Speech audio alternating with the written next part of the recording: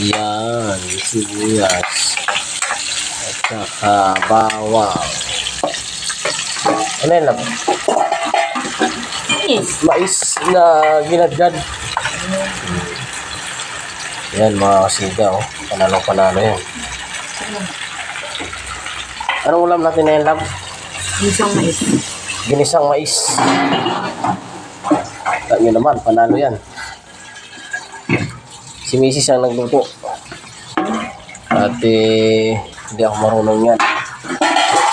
Siya ngayon ang tagapagligtas ng mga taong nagugutom sa bahay na ito.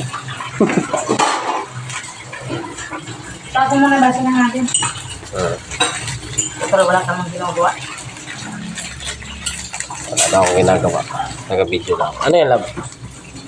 Hipon. Ayan, mga siga, hipon, no? Lalo, no? Tapos, chicharon. Ayan, no? Chicharon, bebe. Sarap naman yan. Marami. Ah!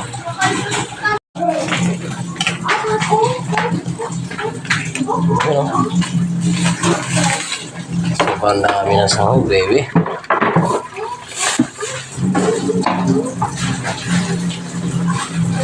Anong tawag sa ulam na yan dito lang? Experiment mo to, di ba? Experiment. Ginisa yan. Ginisang mais. Ginisang mais. Ginisang mais. Ito po ba?